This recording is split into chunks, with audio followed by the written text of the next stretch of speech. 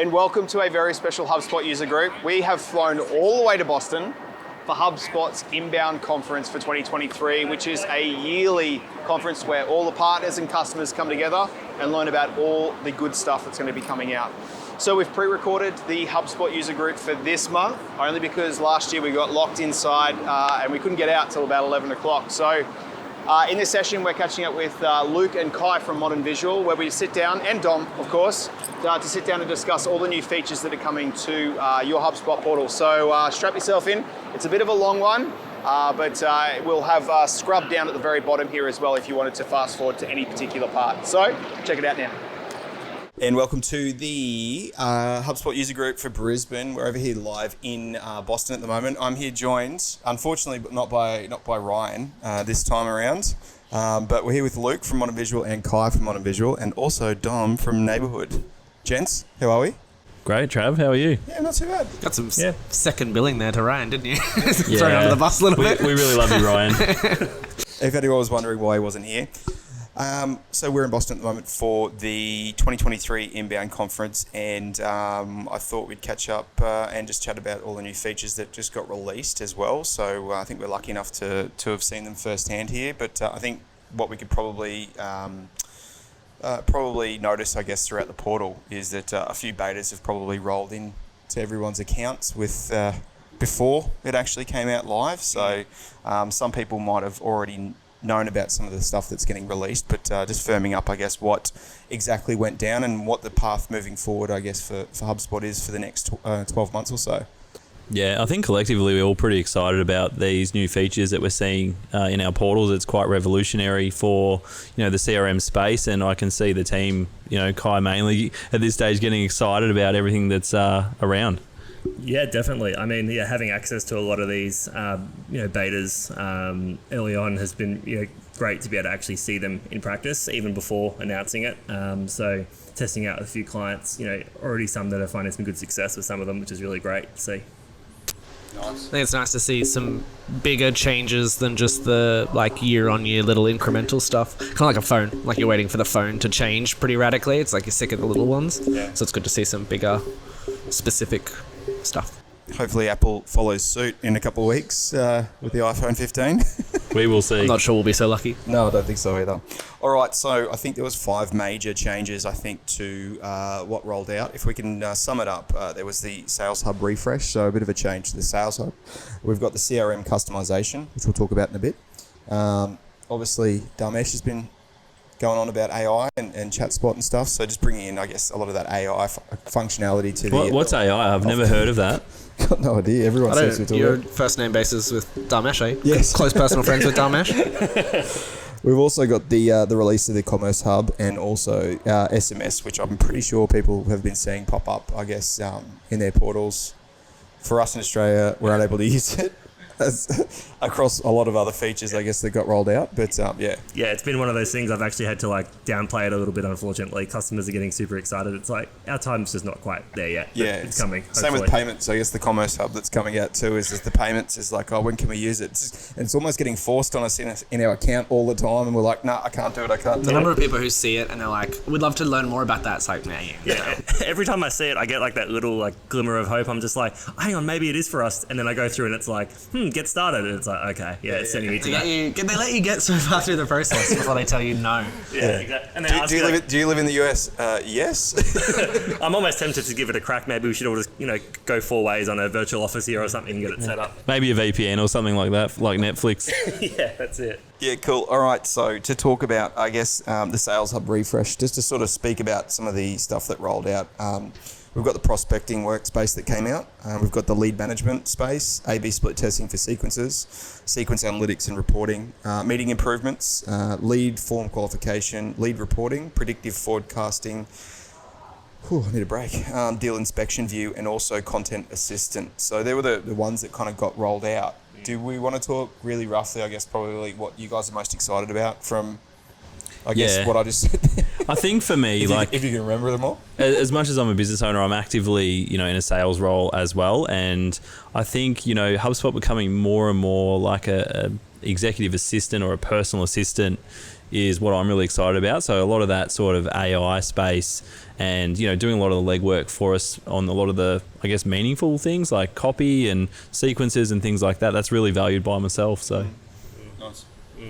Yeah, I think one of the things I'm probably most excited to explore with customers would be the lead management side. I think it's been one of those things with, our kind of, typical HubSpot methodology is utilizing the contacts and being the central point for the lead management, but then being able to have now something represented, as a separate entity, almost like a pre-sales object, I think will be valuable, and I think that's probably one of the big things with, I reckon, Sales Hub and a lot of these improvements is that it's giving us the ability to have even more options and give our customers more choice in terms of how they actually can utilize the CRM rather than forcing them maybe down a particular path that has been kind of pushed as being the HubSpot way maybe for the few years, giving them more tools to be like, well, it's a CRM that has got all these different tools and suites, and you can go down whichever path you want and not have to feel like you're restricted to the software. Rather, it can be the other way around.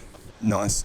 So just a bit of a background as well, they're adding a new leads object to HubSpot that's embedded into the prospecting workspace. So users can now create leads from contacts like they can with deals. So no more hassling assigning leads to reps with no busy work. So that's the use case essentially is the ability to track leads separate from the actual contacts itself. That's getting rolled out globally, which is good. I think you did a good job a moment ago, off mic, before we got onto this, of explaining that to me. But Yeah. how would you go about explaining the role of a lead object compared to the contact, like specifically? Yeah, I mean, look, I think when I'm taking customers through and explaining what each of the objects represent, I'm always trying to bring it into like the real world to find like a tangible object to like actually, compare it with. So a contact is easy, it's a person. But then when they've had to then take someone through a sales journey, they often they almost get that confused with the deal, and they sort of find it hard to find the line between when is a contact just a contact I'm speaking to, and then when does a deal get open. But having that lead is a really good middle ground, because ultimately, if let's say in large organizations where you've got an individual maybe spoken to with multiple people from your organization for different products or offerings, it's hard to contain that all in one object like a contact. You can't have multiple life cycle stages. They can't be in multiple places at one time. But having the lead object, having that one-to-many relationship means that now sales reps from globally from different departments can speak to one person but manage multiple lead relationships and statuses, which I think is going to be, I've already got a couple of great clients. I think I'm going to try and push them over to it soon. Is that a rest in peace for the lead status property? Well, I mean, it's been mostly going. No one really uses, but sometimes some people do. When I'm going through customer training and showing them how to maintain their views and stuff in the contacts, going through the quick filters, I'm like, oh yeah, there's that lead status thing. Don't worry about that too much. Let's just keep going. Look, I think it. I mean, I'm trying to. Can we delete it? No, we can't delete it. Can we change it? Can't change it either. Yeah, just ignore it. Yeah, that's all right. Yeah, hopefully we'll see. Nice.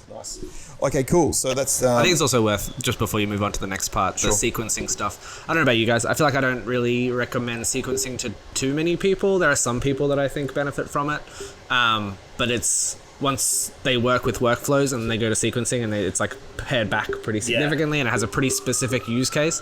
I think some of the changes they're making to it are good. Some of the stuff, a bit more usability, a bit more insight into how it works, some more stuff you can do with it. So that stuff I think is cool. Hopefully that'll open it up to a few more people, because I don't know, it just doesn't hit as many people as I think it as it could. Probably right for now. us as well, we don't deal with a lot of larger sales teams that are doing large outbound. They sort of go ahead and they're working. There's some outbound, but majority of it's sort of a lot of the inbound sort of. So we don't really get to touch it too much. Not too many like dedicated salespeople that we speak with. So I'm sure there are those people out there that benefit from it already, but maybe this will open it up a little bit more to those. I think one of the themes that I've seen highlighted this year is the relevance piece. So, obviously sales teams are having a more difficult time to penetrate and get through to prospects and things like that. And I think, these tools allow you to be super or hyper relevant to that person at the right time. And that's where obviously sequencing, if done well, can work. But like you said, mass volume, it's not really, a space where you would get that relevance in general. Yeah, nice. So, that was just talking in A/B testing for sequences. So for any email step, Split sends 50-50 to experiment for different templates, report on the performance for both, and quickly make decisions and optimize outreach. So that's available for pretty much all hubs, which is pretty good. You took some really detailed notes. I did. I was there listening. I was very excited to hear this, actually. Very excited. As we go through, there's a few things around sequencing as well. So we've got the split testing for sequences. We've got the sequence step analytics as well. So I guess the analytics for obviously understanding the sequence steps and getting a bit more granular detail, which probably More reporting, always a good thing. More reporting. We've got the sequence outcome reporting too. So 2 new metrics will be added to the sequences for the Sales Hub Enterprise customers only. So the deal rate and the total revenue as well. So the use case report if sequences led to a deal creation, and then also that revenue. That's probably not a bad thing, to be honest with you, to get actual reporting to see if what sequences. I mean, we get that, revenue attribution reporting and ROI, but this is from a sequence standpoint, it's pretty good. Yeah, I think that's probably one of the things that I'm most excited to see with using sequencing more and more with a lot of our enterprise customers with sales, is the fact that they are doing a lot of work to the reporting side of it and making it more relevant. Coming back to your point, Dom, earlier about workflows and trying to, I guess, find a use case where you would say pick a sequence over a workflow. I think you are hit the nail on the head there, where it is often quite difficult to kind of find that sequences is going to be way better for this, so we'll take this path instead. And I think now that they're starting to do a lot of these things, adding the A/B testing to the sequence. One of the things, with the new workflow triggers recently we've seen with the event occurring as opposed to filtering, we've now got when a contact finishes a sequence or if a sequence was successful, it can then now trigger a workflow. So now we've got a lot of extra use cases to actually bring that almost as like a prequel to the actual workflow being utilized to then do all the cool stuff that it needs to do in the automation suite. I see it being a lot more relevant hopefully soon. Nice. One of the things I've been looking forward to is the book meetings on behalf of others, which is pretty good. And I know that we've got a few use cases where, in order for us to do that, we've had to go through and obviously open it incognito so we don't get the cookie, and then go and book it on behalf. And I sometimes in a sales case, I sometimes do that on behalf of the prospects just so that I can actually get that locked in for them on their behalf. But they're allowing reps to book meetings on behalf of other reps to provide round-robin routing functionality right on the contact record to efficiently book meetings for the rep.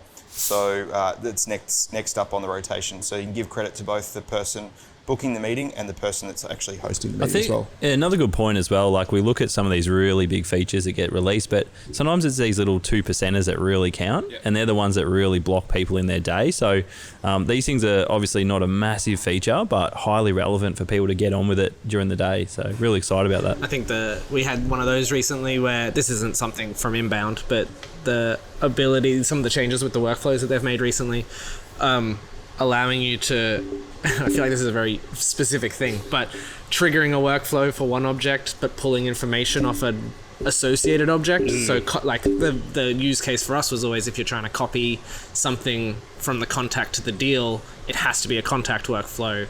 And it was always such a pain because it meant you had to set up 3 other workflows to move information to make that happen.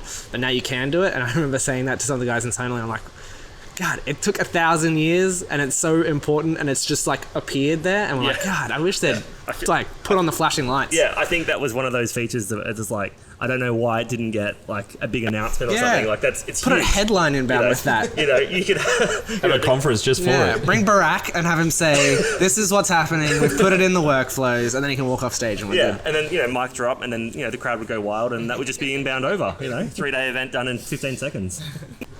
If I had my way. Yeah, cool. All right, so that's going to be launching globally for Pro and Enterprise. That's currently live. Have a go with that. All right, the next one, the lead qualification form. So create conditional redirect rules within HubSpot forms to automatically qualify and route your leads to the right rep. For each form submission, users can have conditional logic set to change what thank you message, URL, or meeting scheduling appears based on the form response. This will allow marketing and sales team to automate their rules for qualification. Discuss. I think that's a massive one. Hey, like our time is quite precious during the day, and we're obviously wanting to have as many meaningful conversations as we can. That qualification process is critical. So the fact that they're really paying attention to that and putting some focus in that with that tool is going to be pretty game changing, in my opinion. That's for sales and service enterprise. Yes. Yeah, I mean, look, it's definitely something that we've had a crack at with for a few customers outside of just the regular graphical interface.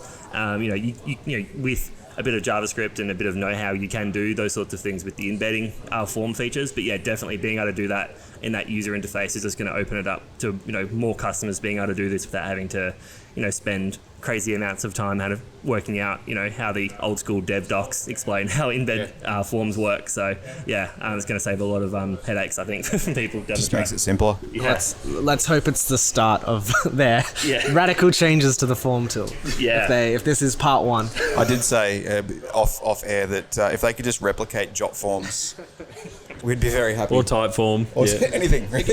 Any form software, yeah. Cool. All right, so there's lead reporting too. So this comes to Sales Hub Pro and Sales Hub Enterprise. It's currently live for those that are running there, but demystify the road from lead gen. What a word. What a word. What a word. For the road from lead gen to revenue and rally your marketing and sales teams for clear goals insights. So you got the lead contact rate report and then the lead source report as well. So that's currently live. Just, I guess, a bit more reporting in there for Sales Hub Pro and Sales Hub Enterprise as well. Prospect activities reporting. I don't know, does anyone get excited about this? Yeah. Yeah. 100%. Yeah. I'll just quickly, it's up on the screen as we talk at the moment, but the out-of-box report gives sales managers insight to their teams and reps' activities. Prospecting activities help you assess the effectiveness of your sales process, resource allocation, and team performance. So you can analyze the performance of various activities during the prospecting, like book meetings, enrolling contacts in sequences, making calls, and completing tasks. So that's for Sales Hub Pro and Enterprise and currently live as well. Yeah, I think like one of the things in the past that was huge was obviously like getting volume, getting, as many meetings booked as you can or calls or whatever it may be. But now it's more about like the meaningful conversations and activities within that. And I think that's where HubSpot's realizing with these new tools that that's important to track. Right on. Moving on. I think the prospecting stuff is like the sequences. I think that there's appeals there to those like hard out sales teams, right? That sort of stuff. The ability to, they've effectively, the prospecting thing is a new section I think they've added recently. Correct me if I'm wrong. And it's annoying where it is. Can I just say this? It's annoying that it is right under where deals was, and I keep clicking on it, and I just want Kyle Jepson, I want you to change the location. Is he in charge of the UI? He'd have some pull. While we're talking to heavy hitters, can we get the Google Authenticator icon changed back to what it was, please? Where's Dharmesh? Can we get him on the phone? I can probably call him in. Yeah, it's all right. I'll just pull him in. No problem. Yeah, if we could move, if the ability to change the prospecting just to deals at the top, that would be ideal. Thank you. Or just put it in its own section. I mean, it doesn't have to be under the sales icon. I mean, I can imagine a lot of people are going to be clicking on it, so move it somewhere else. Or give us the ability to move where things are. I mean, there's a menu editor for building the CMS menu. Give us our own option to change that. I bet you the product manager put that at the top and said, "See, we're getting a lot of views. There's a lot of people clicking on it. There's a lot of views." Yeah. So HubSpot embed for Salesforce. This is Sales and Service Hub and Pro and Enterprise. What's Salesforce? Salesforce. Never heard of it before. Yeah. Create great connections with your prospects and customers in Sales Hub, no matter which CRM you use. Enroll contacts into HubSpot sequences and create meetings directly from the Salesforce records, so reps can spend less time clicking between tabs and more time connecting to customers. Yeah, I think that's a common issue where obviously sales teams are running Salesforce for their business for whatever reason, and obviously HubSpot's brought in, whether it be for marketing or service or every other great part of HubSpot, and those gaps are pretty quickly identified, and I think there's a number of things that they've addressed there. Yeah. Right on. Thoughts, Tom? I mean, I don't think I haven't used Salesforce significantly. I know that it can be tricky, and I know that we've run into some headaches with the existing integration stuff, so hopefully this addresses some of those issues. I know that I don't know the specifics of what they're addressing here, but I know that some of the custom object stuff was always a bit tricky, so hopefully this will address some of that and make that a bit clearer, cleaner, and more usable. Nice. Well, that's rolling out globally and is now live for those playing at home. All right, you've got the Salesforce.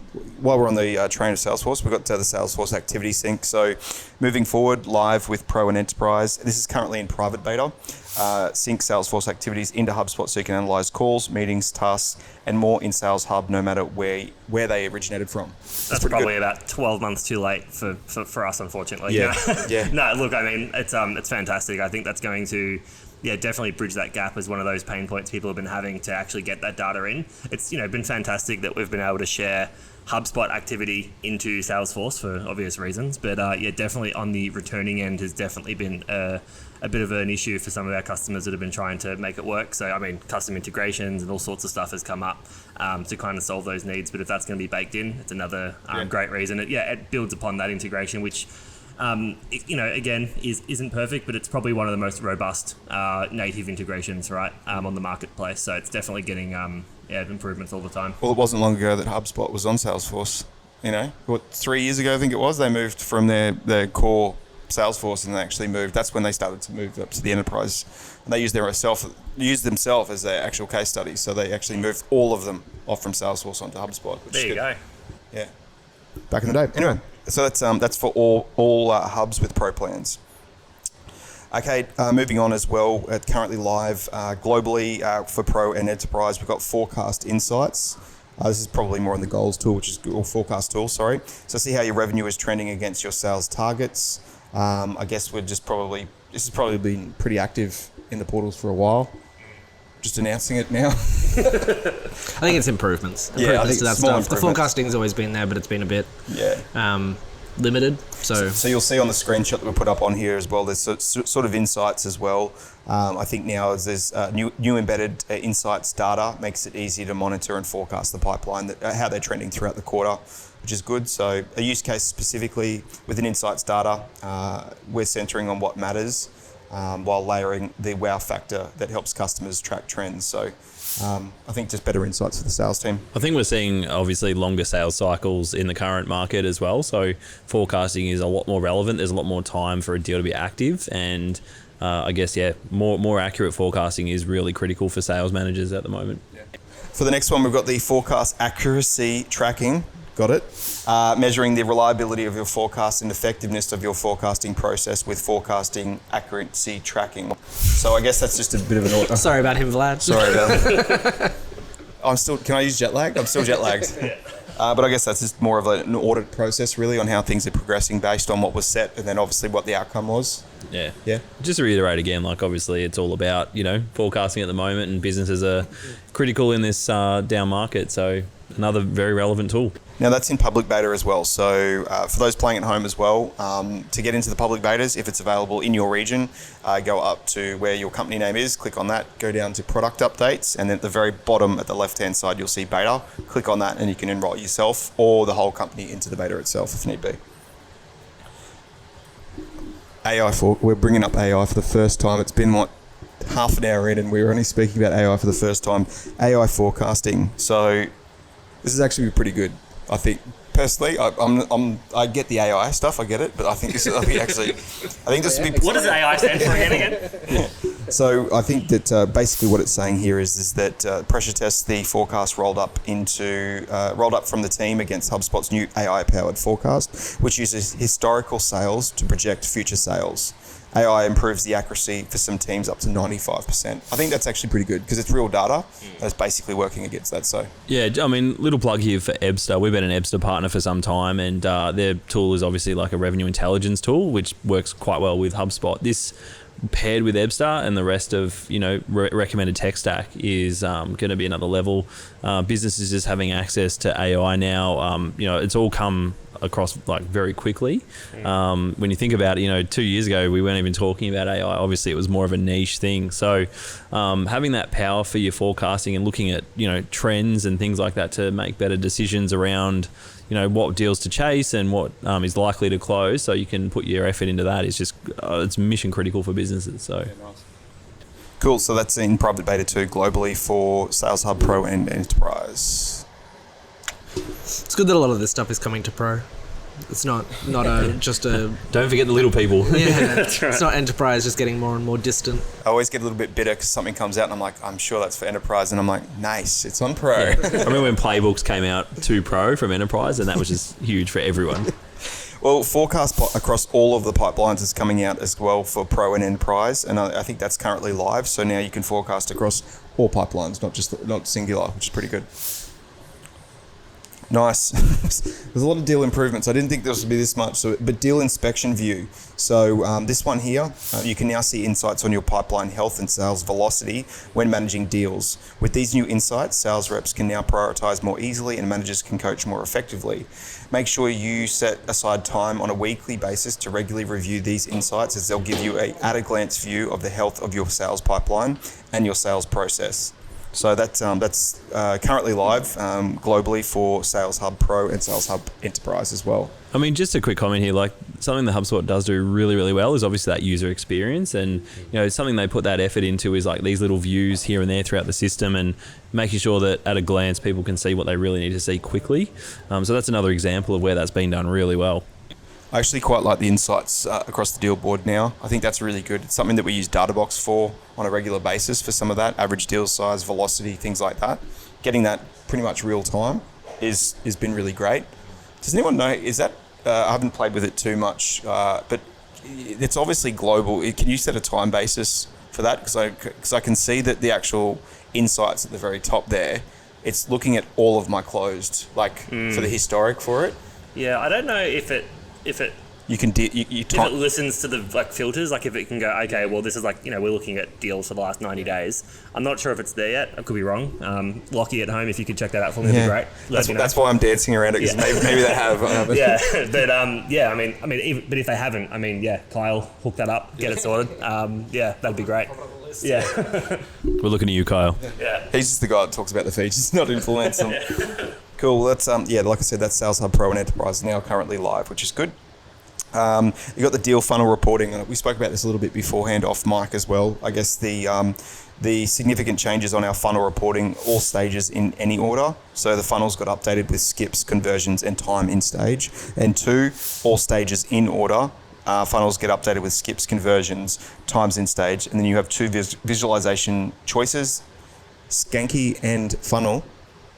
And you can edit this report in journeys as well. Customization is available only in Enterprise though. Yeah, look, I think that's actually going to be a massive game changer, even for the way that we coach through our sales process workshops. One of the things we've been sort of forced down is the fact that, when designing a sales process, we're very, rigid around everyone must touch all the stages and go through the whole process left to right like a conveyor belt. And I think, that's best practice, but it's also been largely to do with the fact that the reporting in HubSpot, especially for funnel-based reporting, is you want to make sure that you're going through all of them in a linear fashion, you're going through all the steps. But I think if, they're going to allow us to be able to have these skips being in place for some of these reports, well, it means that we can actually, rather than having to build 5 or 6 pipelines that are very rigid because you have to go through one of them and touch all the stages, we can be a lot more laid back in our approach when it comes to building out those workshops. I will tell you, Geordie is going to be very happy about this. Yeah, I think because the skips just we come at it the other direction, where we say deals don't have to touch every stage, therefore forecasting reporting is pointless. Yeah. It's do use your sales pipeline however makes sense, and the reporting will just build our best way of building it ourselves. We'll build you a report that'll give you that information. The stuff that's in there already isn't going to work because it is so rigid and because it is making some assumptions. Yeah. So hopefully these changes will mean that, for you guys, the functionality gets opened up a little bit and they can be a bit more free with their pipelines, and for us, they can use those reports without us having to build one, because the building of them is what. Sorry, I shouldn't gesture with this, should I? I was trying to eye you off to your mouth. I know you say Geordie will be happy. He's happy because he doesn't have to build them every time anymore. So hopefully that this addresses that, and those reports become a little bit more just flexible and a bit more functional. Because it's been weird. It's always been a strange. bit of an odd limitation. Because you go in head first thinking, okay, I know how to do this, and you build it, and then all of a sudden it's not until you start to get to the back end of the reporting and you're like, hang on, this isn't reporting right because this didn't go to that stage, and it's like, it doesn't work. But it's good to see that this is coming out. Yeah, good that they're addressing it. Live globally, Sales Hub Pro and Enterprise. All right, guys. So another one that has come out has been Journey Deal Analytics. So Customer Journey Analytics is now inclusive of the ability to build journey based on deals exclusive to Sales Hub Enterprise, which is pretty good. I think this one's a good one. Yeah, I reckon that's a massive one. It's long overdue, I think, to be honest. We see a lot of customer requests for that type of analytics, and they finally put it in. So, Nice one. I think more reporting is always if I could report on everything, that'd be great. So more reporting is a good thing. I think when the custom reporting tool came out, that was one of the. There was a lot of sighs of relief in the office because there was some stuff that we could do. I don't know why the old one is still there, if I'm being honest. I tell people, I'm like, there's 2 types of reporting. You can ignore this one, just use this one. Yeah, it's like, all right, I'm going to train you how to do reports, but don't worry about that single object thing. We'll just talk about the other one. Yeah. Deal tags. I think deal tags is something that popped up about 6 weeks ago, maybe 7 They've weeks been around ago. for a little while, Yeah. I think if everyone can see on the screen now, we've got the coloured tags here, making it easy for reps to visually scan the board and know which deals to prioritise. And you can kind of label these however you want, really. Bree at Neighbourhood, she's done some really cool stuff where she's basically automated deal tag to pop up on a certain event. I think there's a lot of good use cases. Obviously, the easy one's going to be a hot lead, medium lead, and a cold lead. That's an easy one, but you can use it for anything, really. Yeah, I actually have an interesting use case. We just recently worked with a SaaS company that obviously works on subscription-based renewals and whatnot. And as part of their sort of end of the cycle when they're renewing for the next period, when it gets to the end, there's actually a series of conditional tags that then highlights within the last 3 months of their cycle where they sort of sit in terms of how many days are left. So 60 days, 30 days, 14 days left. And then actually having, because they're a bit of a more of a fun company, they were happy to use emojis as well. So actually having, a happy face when they've got a bit more time, and then a really stressed face when it's only a couple of days left. So I think that's actually a really good way, just, from the bird's eye view, being able to actually see where those kind of intricate details are of where the deals are at. It's handy. I think there are a lot of companies out there that we recommend having different deals for different, whether it's different products or different processes in the same pipeline. And I think anyone who does that, anyone who has multiple, bring it closer. Is that anyone who is using a pipeline that has deals in it that are different types of deals that have different information or for different types of customer, that's a super useful thing. Look at it at a glance. I know you can put some information, some of the properties on a deal card, but this will make it a lot clearer and easier to see it at a glance. So coming out for Pro and Enterprise for Sales and Service Hub, we've got advanced playbook recommendations. So recommending playbooks against any property in the object, including custom properties and properties in the custom objects. So I think using just maybe a bit of AI to sort of recommend, I guess, the playbook based on where the deal's at. Yeah, there's that AI word again, hey. Yeah, I love it. Yeah. I love it. Yeah, It's been drilled into my head over and over again. I thought it was after inbound, as in the after inbound party, but apparently it's a bit more than that. Yeah, for sure. So that's Pro and Enterprise, currently live globally, which is good. So we got the next one here, which is the playbooks, snippets, and rich text formatting. Introducing snippets to support your playbook field notes. Now you can save commonly used phrases as snippets and reuse them in the playbook notes with ease. Kind of feel like this is a bit of a should have been there in the first place kind of thing. Surprising that it wasn't. Yeah. Not to jump ahead, is this a pro thing or an enterprise thing? This is Pro and Enterprise, currently live as well. So being able to use snippets in there. More functionality on playbooks for pro is good. I think they're, again, a little bit limited right now. Great at enterprise, okay at pro. More functionality at pro is good. I think there's a bit of a time to market play here. So HubSpot want to release features as quickly as they can, like major features and updates, and then obviously these little 5%ers end up getting added later. So I still am dirty the fact that you can't update custom properties in Pro. Yeah. It annoys me so much. Yeah, I think I just want to add a note to that too, right? I think it was awesome that they did bring playbooks down to the pro level, but it's, I don't want to say useless, right? It's not. I agree with you wholeheartedly. Because it's almost like, I understand enterprise will be, the highest tier, best of the best features, but that to me doesn't feel like an enterprise service, right? Agree. If you're an enterprise customer, you're thinking, big enterprise business.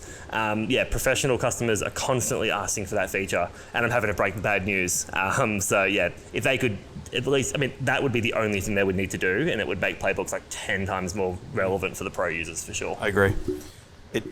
I was super frustrated when when I found out that feature was in enterprise. So we've got playbooks on custom object records as well, which is coming out in pro. Oh, it's live now globally, pro and enterprise for Sales and Service Hub too. So another good addition there, gents. We've got coaching playlists as well. So I guess this comes into like the conversational intelligence tool, of which I think one thing to note as well is that that's all getting pulled in from Aircall now as well. So not only does it have to be actually within and Zoom, but all those conversational analytics are now coming through and going into the one place. So we've got coaching playlists as well, so we can enable users to save call recordings to playlists, making it easy to onboard and upskill reps at scale, which is, I think, pretty cool. Yeah, 100%. And I think Aircall were pretty excited about that when they mentioned it to me as well. And, obviously that allows a lot more, kosher between third-party integrations, and it's good to see that that's happening more and more as well. Yeah, nice. Anything else? No? Okay. All right, we got sequences on mobile. It's another one, Sales and Service Hub, Pro and Enterprise. It's currently live globally, so you can iOS and Android apps supporting enrolling and unenrolling, pausing and resuming contacts in a sequence. I think as somebody who, built our business, by being on the road, doing sales, like just even in a general sense, having, a great mobile app, it was so long overdue, but now just these little cherries on top in the HubSpot mobile app is just amazing. They've made some pretty significant changes in the last few months, right? I think I remember touching the app originally years ago, and it was not a good time, so I just never touched it again. Yeah. But recently they've put some work into it, and it's come up to par a bit. I really like the reply email notification in the HubSpot app. So now if you get a reply to a sales email, it'll pop up as a push notification, and I'm like, thank you. That's the one email that I wanted to know the reply for. Like, it's the one, which is really, really good. I think you're probably getting to it, but some of the stuff they're doing to put people into the CRM via the app, like QR codes and the business card stuff that's been there for a little while, is good as well. It cuts down a lot of unnecessary form submission or That's one little gem of that little app there, is the business card tool. Can we talk about that? Yeah, I was waiting for you to plug it because I wanted to talk about it. Yeah, every time I do a demo and I go through like the CRM and I get to the point where I'm like, all right, it's probably worth, for anyone that's on the go to download the app. I'm like, there's this really cool feature, and I'm just dying for people to start using it. It's a business card scanner. It's very good. It's very good. I mean, look, it depends on how often you're picking up business cards, I suppose. I mean, it is 2023. We have digital business cards. There's LinkedIn. So I did think one of the best things that happened was the when you send an email, HubSpot will read the email signature and pre-populate it. I thought that was a really, really good one. Really, really good. I agree. Yeah, that is. So I was a bit slow there. As I keep saying, there's just these little 2%ers that just bring joy to your life that they introduce, and we just want to see it keep coming and coming. Clean data. I just love that. It's just so good. So good. So we've got mixed reviews in my part, but Content Assistant on mobile. So we get that AI, that buzzword, I guess, that has arrived on the mobile app. And its ability to sort of, I guess, prospecting and selling on the go using AI. Personally, I think that this has a bit of way to go, in my opinion, and now it's on mobile, which is fine. Really good for sales teams.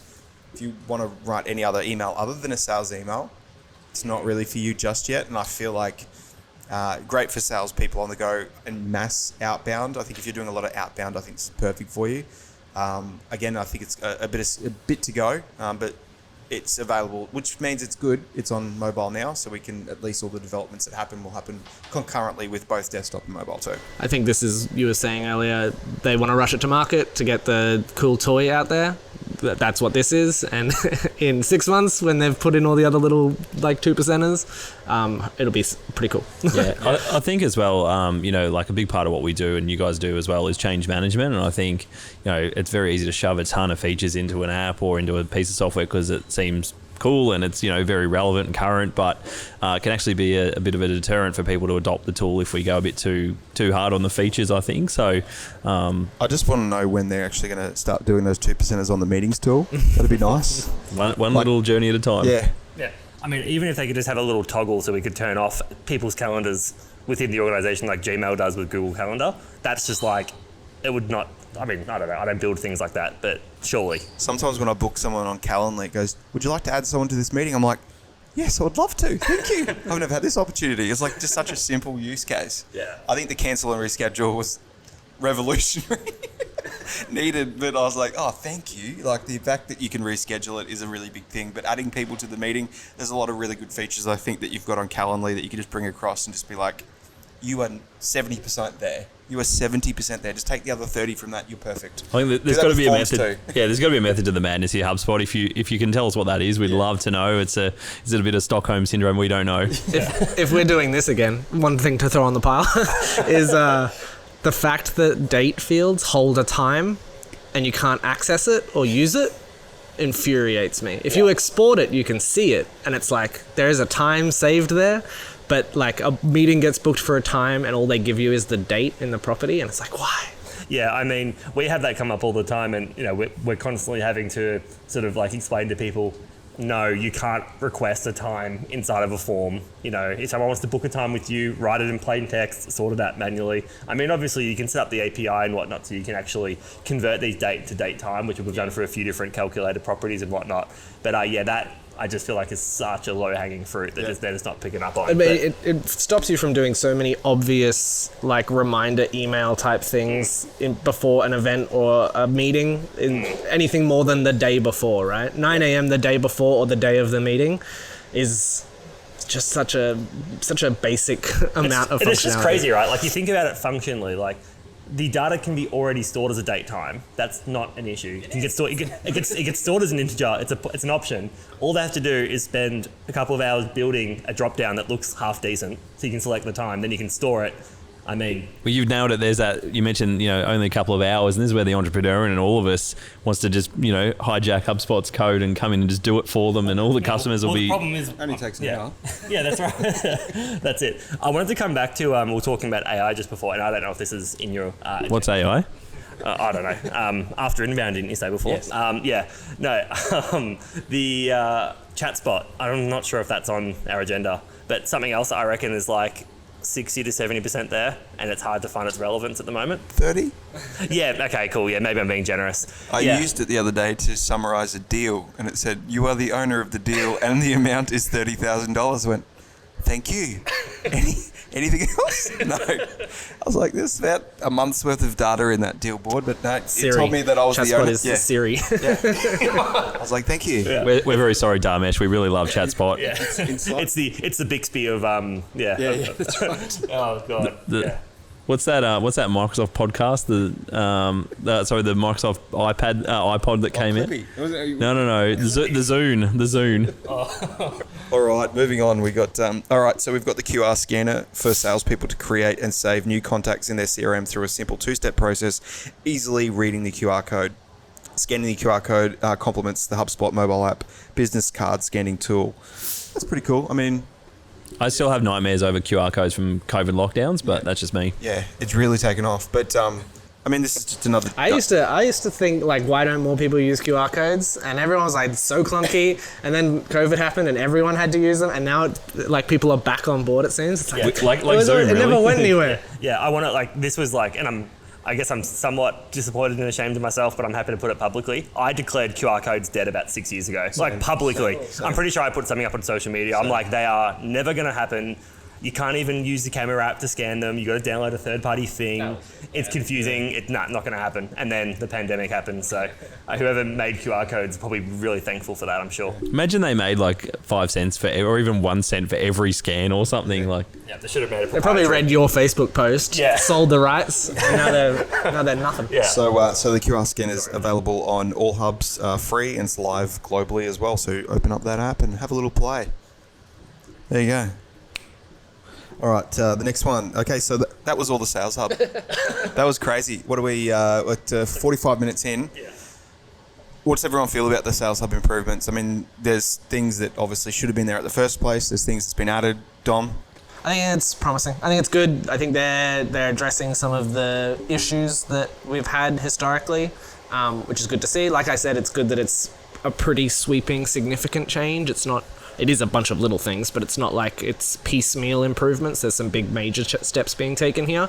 I think that the most the people it's going to benefit most are big sales heavy, like sales team style companies. Upmarket. Yeah, I guess sort of enterprise.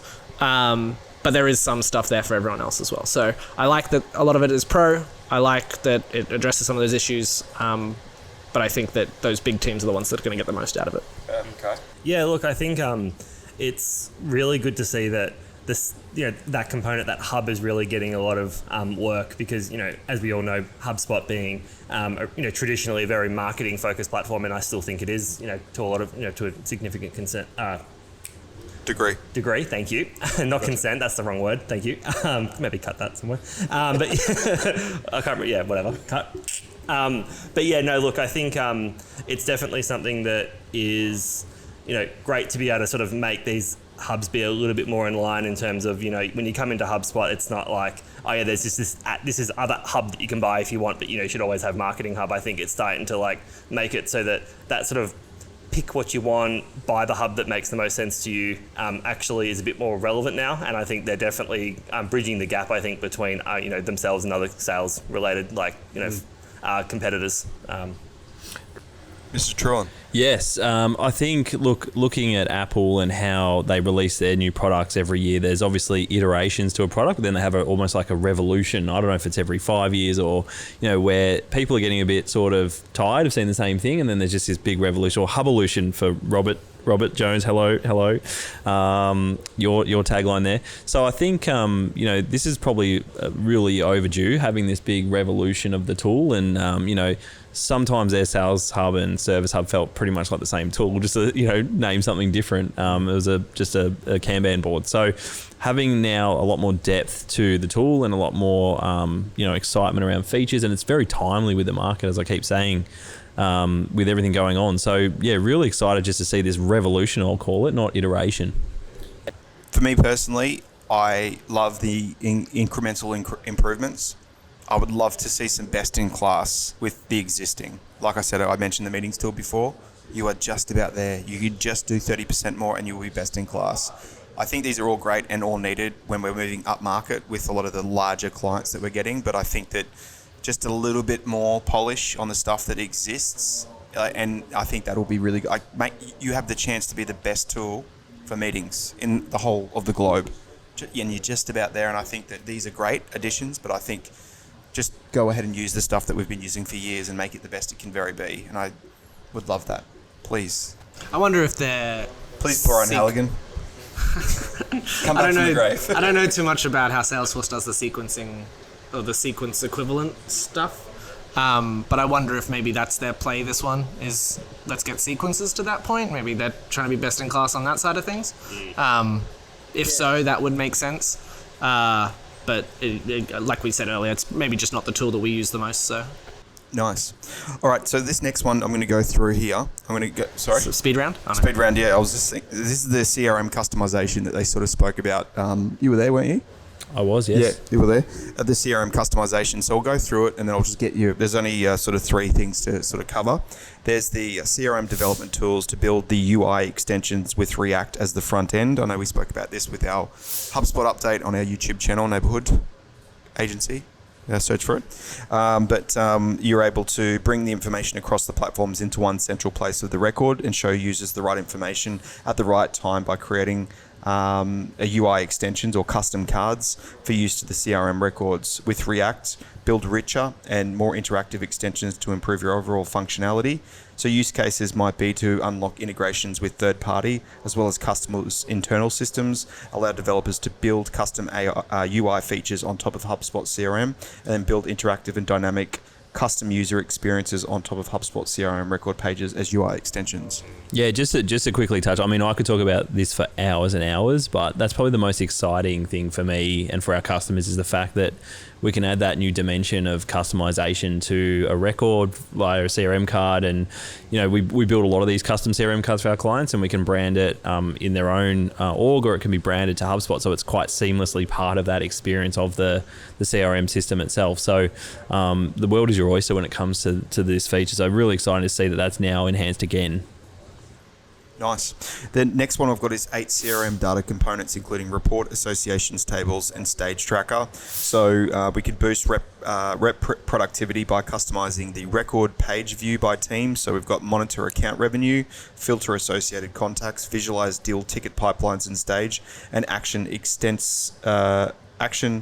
extensibility in CRM data components as well. So use cases would be show their teams the right data in the right place at the right time, keep their teams working within HubSpot as much as possible, and increase rep adoption across the teams. This is for enterprise, and it's in public beta as well. Yeah. This probably would have to be one of the best things I've seen HubSpot bring out in a while, is this ability to make these adjustments to the CRM overview screens, because I think you were talking about this the other day. Yeah, like this is just it is awesome. Like, you know, the fact that, and it's, again, like I know the point prior you spoke about, you know, the React base being able to sort of build your own, but now having these cards be pre-built, ready to go, drag and drop, you just go in there and you select what you want.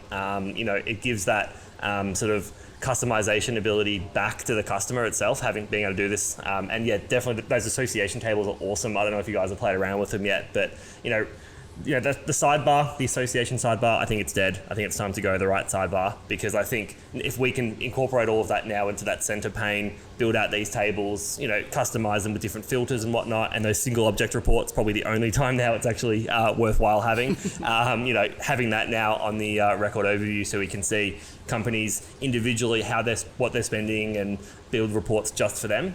See it, you know, directly in that view is just, yeah, it's going to be a game changer. Nice. And then and the third thing as well is the CRM record page editor. So the CRM record page editor allows admins to easily customize. What are we saying? That was literally what I was talking about. I think I got the things confused. I jumped ahead, but yeah, I'll let you finish. I think the one before is the tools to build this. So that was my understanding of it, is all of the things on the last page you went through was all of the stuff that you can use to build the changes to the record. Yeah, so my comments are done then. I'll let you finish. You go for it. It's all right. We can just run them through again. Vlad will get rid of that. Yeah. All right, we're going to go speed round through this, because I think we're nearly coming up to time, but I'll go through the AI stuff. And I know that AI is the hot topic of every software platform out there at the moment, but there's obviously improvements, and everyone's seen some improvements to the social tools and to a bunch of tools that we're using inside HubSpot, and also with the extensions of Gmail, etc. Outlook as well. Have we got that in Outlook as well? Functionality. So you know how we were looking at this morning with the AI side? Is that on Outlook as well? I feel like it would be. It would have to be. Yes.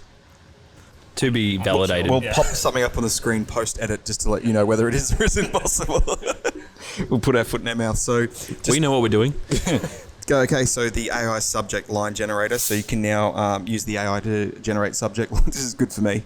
I reckon I sit and look at that subject line and write something and delete it, write something and delete it, write something and delete it about 10 times. I think this is really good.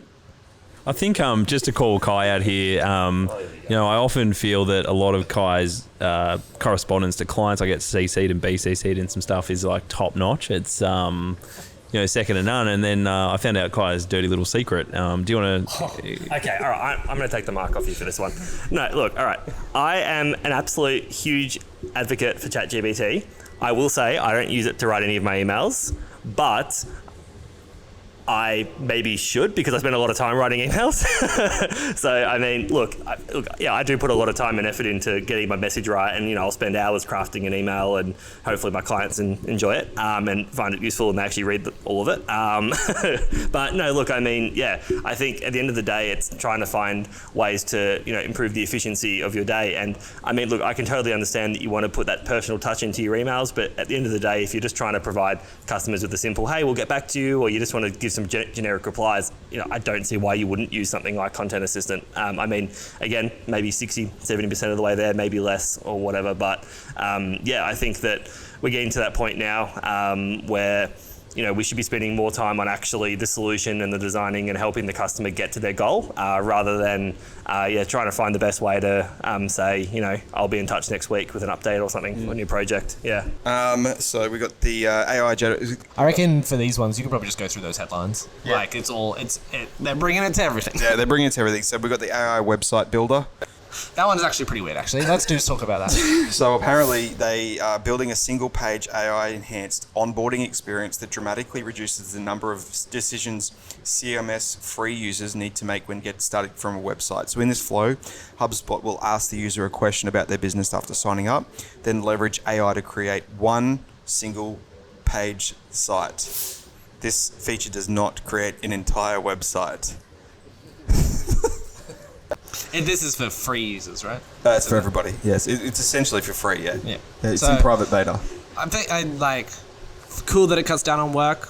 You see a lot of cookie cutter stuff, right? You're going to see that paged a lot. So good for those people that don't have the time, the inclination, or the will, but maybe probably not something I'd recommend to too many people. No. We got the AI generated social copy within the blog editor. I think that's cool. I played with that. It's cool. It's cool. We got the AI-powered content ideas for the blog using SEMrush data. That's actually pretty good. Pretty good. Pretty good.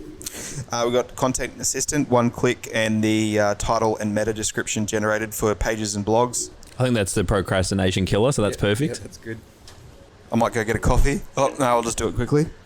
The image generation. So generate images based on prompt. That's pretty good. What's the name of that image? Mid-Journey. Mid-Journey, yeah. We're bringing Mid-Journey. I think that also, I wouldn't say I'm skeptical, but I think that the image generation stuff you have to be careful with. Don't do anything with people. Don't do anything with Yeah, some weird faces. yeah, they're not good at hands, etc. Or cultural norms. Yeah. So as long as it's like a picture of a plant or of, a beach or something like that, I'm sure it'll do fine. Yeah. We've got Content Assistant / and highlight commands for text editors across the HubSpot platform. So for inbound, available in landing pages, website pages, global content marketing, knowledge base, conversations, and social inbox as well. So I think that's just basically doing / to give you the commands. Pretty much straightforward. I've run into troubles with that, I guess. AI assisted report descriptions. So they're just giving you a description of the report. That's pretty much straightforward. AI generated reports. So creating reports can be really difficult and time consuming. Using the AI, we can now make it easy to answer the questions in reporting. That's pretty good. So it's pretty much telling us. I'd be interested to see how that works. Do you put in I want to know, No, I think it just gives you an overview of the data set and just sort of gives you a so commentary. you're just talking about the description, or is it creating a report? It's talking more about. I thought that was the prompt-based report builder. I think we're talking. I think it might have been offline actually, but ChatSpot, or maybe I mentioned it before. But yeah, I think that's part of it, is potentially being able to ask it to build reports for you. But I'm not sure. Oh yes. So okay. So you're right. So at the very top it says what is the goal of the report, and then basically it will go through and spit it out. So I think that's something that I'd like to see in action. I think it'd be very risky having a report built without understanding where that data is being pulled from and why. Another side topic here, which is for another day, is I think it will show you the filters. I'm sure it'll show it to you, but even then. Well, I mean, we're all obviously HubSpot partners here, and we help a lot of companies get up and running on the CRM and obviously enhance it. And it's going to be very interesting now to see where, where's the line drawn as to where we come in and assist people with getting up and running. I can see a lot of businesses are going to be very direct with what they think they need, but what they actually need is very different, which is where it's going to be very interesting to watch this space evolve for us. Yeah, I think it'll probably end up leading more into that sort of consultative type work, I think, rather than that do it for you, because I think that the HubSpot tool is getting so much easier, and you're getting tools that are going to start, like this one here. The report building is actually half decent. I mean, there's no reason why you wouldn't just tell it what you want and then build the report instead of spending an hour or two trying to figure it out. But I think where partners like us will start to kind of, go with the flow in terms of what HubSpot's doing and how AI is progressing is, you might think this is what you need to do, and HubSpot will let you do that in a matter of, hours, but on your own potentially, but this is actually the better path that you should take holistically for the business. And I think that's probably where we'll probably end up heading, I think. Talking about AI, this is the one that I'm looking forward to. AI created workflow descriptions. Really? Yeah, I love going into a portal and seeing the description of what the intent of the web, the workflow is. I think it's I've just literally nice. never It's almost like the James Webb Telescope's trying to do the same thing. I put a lot of like context into the name of the workflow, but I've never once written a description. We want to know how this universe was created, this HubSpot portal. They got the conversation summary so that it can summarize the conversation. And this is specific. You have such a way with words. Conversation summary, that summarizes the conversation, I reckon. Conversation across all channels in active threads can now be summarized in the comments section. This feature creates a conversation summary so any inbox user can quickly get the context of conversation without reading every message. Can I want to add something about this, because we were talking about this offline, I think yesterday, even this morning, about how we've recently transitioned to the conversations inbox in HubSpot. Can I just say that feature is cool, no problem, but just like fix the conversations inbox, like, No, let's focus on the AI. Okay, all right, I'll leave that for another day. That's fine. Content assistant in the inbox. So with content, you can do everything from generating responses and customer inquiries and editing, etc. Cool. Landing page creation from content generation.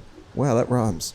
Create a landing page in a Flash using the campaign assistant to write the copy, and then one click, your landing page is built. Is that the free tools again we're talking? Free tools, yeah, it's available to all hubs. And they said, best of all, it's free for everyone. Huge. It's probably not good. It probably will be, but maybe not. We can do Facebook text ads, copy generation. Cool. I think that's good as a base, just to get it out there, and then obviously tweaking it. That's for sure. I don't know. I think we're just going to see every Facebook ads the same ad. They're all written by ChatGPT. It's just ChatGPT selling itself things on social media. So it's a shame. I think that the stuff that'll stand out will be the stuff that you do yourself. Yeah, of course. Or just use it as a base to sort of get something out of the water. Either a base or an enhancement to what you've done. Either way you look at it, you've got to do something. Yeah. And one of the big things that came out, that wraps up the AI. How do we feel about that? Okay. Yeah. It's a tool. Treat it like a tool, not an employee. That's right. So Commerce Hub, it's out. I think we've seen some stuff. We've seen some payment links. Obviously, being in Australia, we haven't had the chance to utilise anything, but now they're bundling it all into one big hub. Thoughts, comments, suggestions? Yeah, it's an interesting one, because I feel like, on this big island called Australia that we live in, we've missed out on a lot of these features in the past, and it's a bit of a sort of, do we bother learning about it and telling our customers about it subject. But I think the fact that they're, making this more relevant, having all of those tools bundled, I mean, some of them are existing and they're just putting them into the spotlight now with this new hub. So I think it's a good maneuver, and I think there's some really useful things in there. Obviously, that commerce component is continually brought up by clients as something that's quite relevant for businesses, and they want that within the CRM. So no, I think it's a big win overall, whether we get it or not. If a good friend of mine, Brian Halligan, once said, just making it frictionless for everybody to do business with you. Yep. And I mean, the best advice I've ever gotten is make it easy for somebody to pay you, and to sign an agreement. So it's testament to that. Cool. So we're wrapping up. So HubSpot payments, which has been in everyone's portal, but they can't use. So they're pulling in quotes into the hub. They're pulling in payment links, which I think is going to be good. So being able to someone click on a link, fill out a form. And in America, I think it's the bank account for the auto direct debit, and also credit card information. That'll obviously be connected to a deal, I assume. Then you've got automated billing, so you can set the frequency of the billing. And then you've got products library. So they're going to wrap all of those things that are kind of in Sales Hub already, but into Commerce Hub, which I assume is going to be the foundational start. I'm not entirely sure how the product stuff will span that gap. That's something that I've not considered. If the product stuff is going into Commerce Hub, do you need Commerce Hub to use products on deals? Like line sales? items and stuff like that too, yeah. So that'd be... No, I mean, look, I imagine it would be some sort of hybrid, right? I mean, you think about snippets and you think about email templates that they sort of sit between service and sales. I think products will probably feel a similar sort of fate, I guess, with that. Look, I mean, I think Commerce Hub was the natural sort of progression for HubSpot. I think it's kind of been that thing that it's been lacking, and we've had a few customers that have been sort of shocked that they can build a customer portal and they can do some fantastic stuff with CMS, but then actually not sell a product on the front end. So I think that's going to be a huge forward step. It's just, I think coming back to what Luke's point was before, it's one of those things at the moment, unfortunately, where we don't really have the luxury of being able to dive into it, get it into customers' portals, and actually experience it because of being from the land down under. So hopefully we do get that really soon, so we can start getting some customers, say opt Shopify, WordPress, get them right into HubSpot. Nice. So this is just a reminder, this is only available for everybody that is in the US at the moment. So there's talk about it rolling into different countries over time, but we might brief over some of these commerce hubs. Obviously we're over an hour at the moment, so this is coming, not now, but it is coming. So we go through Stripe payment processing. So you're able to process using Stripe, connect Stripe to it, and you can start using payment processing. Invoices. Invoices. So you can obviously generate the invoices inside HubSpot to be sent out. Don't ask me whether you can sync that with Xero or QuickBooks, because the answer is no. But I assume functionality will come, but it's going to be there. Again, only the US to start, unfortunately. They get all the good candy too. What's that? Oh, they do get all the good candy. So That's invoice is its own object now, right? yes, it is. If you look in your portal now, it'll be its own object. Yeah. Cool. So there's a bit more to come on that. I thought there was going to be more to talk, but that's it. Look, I'm happy to go on about it. I've got a lot of thoughts on that. But no, look, it's its own object. It's good. It needs to be in HubSpot. I guess the one thing I will say is that because it is restricted to HubSpot's, Commerce Hub, and as part of this sort of suite that unfortunately only US customers have access to, it is kind of restricting us from even just using it at a basic level for our APAC customers, right? Like if we had a flexible open API, we still had the object, we could use it just like a contact record, like any other object, then we could start using it today, but because it is still restricted and kind of kept it within that ecosystem, it's one of those things that if we wanted to have to build a custom object for it to get around it, and then 6 months later we get invoices available in Australia, it's like, what do? Do we keep using the custom object? Do we migrate it to the more native solution? It's going to be an awkward transition, I think, for us customers in the meantime. I'm sure there's a good reason for it. It would be lovely to have a timeline, right? Of hey, we're looking at this period in a year and a half of bringing it international so that we can prepare for it.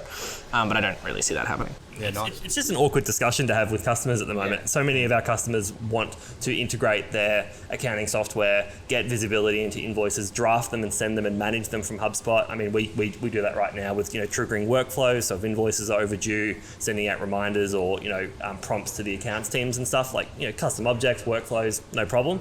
But the fact that there's an object there, we can't use the word invoices because it's already being used by the standard objects. We've got to come up with some other alternative name for invoicing custom objects. Invoices with a $sign. Yeah, there we go. Just using a 1 for the I or something. Yeah, there we go.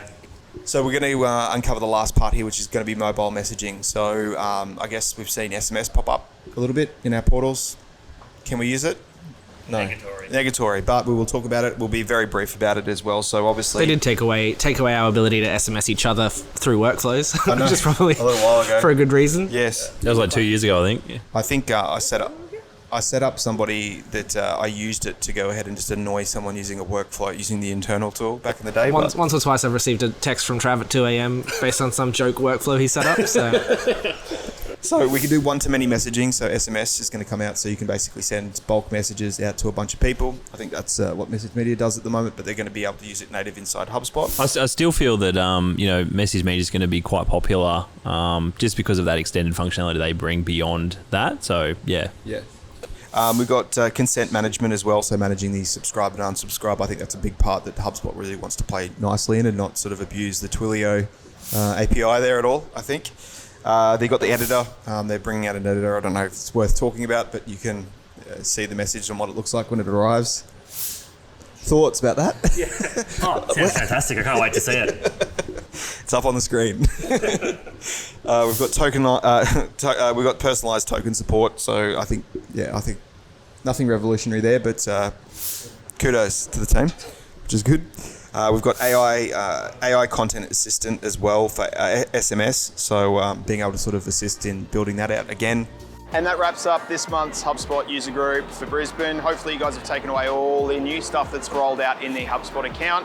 If you've got any questions, comments, please make sure you leave comments below. But otherwise, stay tuned for our next HubSpot user group. We haven't quite figured it out yet. We've got to fly all the way back to Brisbane in order to figure that one out. So thanks for joining us. And again, if there's any comments or questions, please reach out and let us know.